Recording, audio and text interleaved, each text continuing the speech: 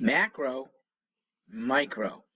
How national problems can be stopped locally, but in a lot of localities. So I'm Mark Stewart Greenstein. This is a message for everyone who could be influencing the national tenor in this election. Don't wait for the midterms. This is what 2021 could be about. In most of your town council races, there is an unheralded, not party-aligned candidate, or maybe aligned with a third party. Not Democrat, not Republican. The Democrat-Republican schism has been so bad at the state level, and even worse, it's just miserable at the federal level. And the way to put a stop to it is by getting rid of both of the parties. You're not harming yourself at the local level.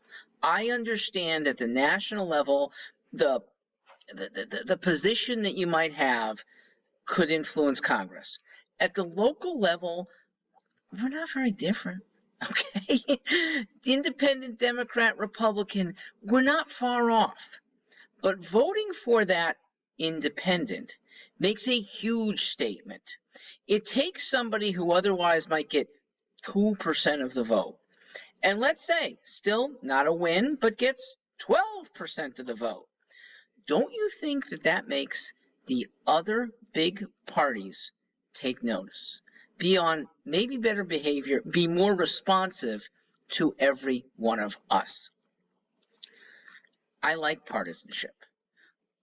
Voting for, when you're a representative, what you believe in is a good thing, and not compromising just to get along. It's at the leadership level, though, there are leaders who do things they don't even believe in, okay? Nobody really believes that we should have a Green New Deal that eliminates cars, eliminates cows, eliminates airplanes, eliminates boats. Nobody.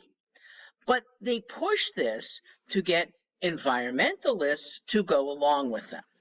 Nobody believes that men can become pregnant, okay? But the leaders still buy into this quirky thought because some of their constituents want to be radical and want to have a radical positioning for their representatives. It would be laughable, but it is happening. Here's where it's not even laughable. When people who don't believe it, but use it anyway as a bludgeon, the term racist. So that's used particularly by progressives to tell off and stifle debate that might come from somebody who's not as progressive as you. In the process, you're branding your opponent with one of the worst epithets possible. Because if you take it literally, a racist is evil. They want us. Where's this going? It's going towards a separation that, frankly, might mimic the Civil War. Okay, there are just too many pockets of people who are becoming unreconciled to their neighbors. It's because of the leaders, though. I don't believe your average Democrat and your average Republican citizen are that far apart. But their leaders are pulling us farther and farther apart. When did things go so bad? I mean, for almost all of our history, the difference between Republican and Democrat was not that big. I'm actually tracing it to 30 years ago, 1991.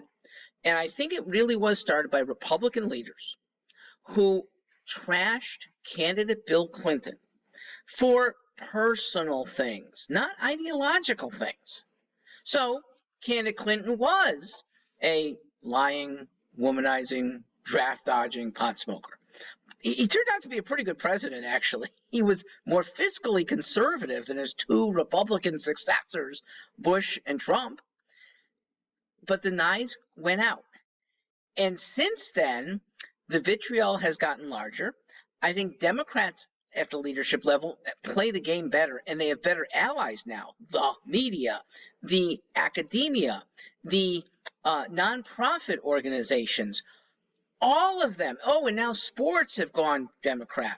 So they're winning, and the Republicans did start it. In the process, they blew it. I mean, in 1991, George Bush, running for re-election, had a 90% voter approval rating. 90%, unheard of. No president, including Lincoln, ever had that kind of approval rating. That was Lincoln just from the North, okay? There was still enough dissent against him. Wow.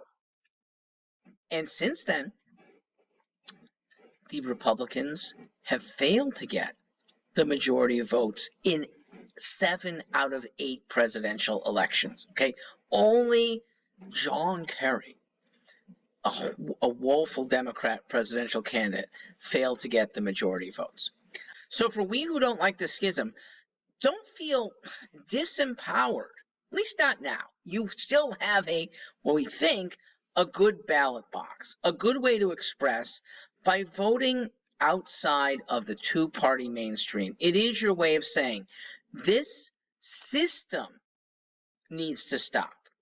And the system may be more important than any one candidate, okay? If you have a horrible person who's trying to get mayoral power, maybe, but town council, school board, zoning appeals board, these don't have to be partisan positions, and the best vote you might be able to do is go the nonpartisan route outside of the two-party system. I'm Mark Greenstein.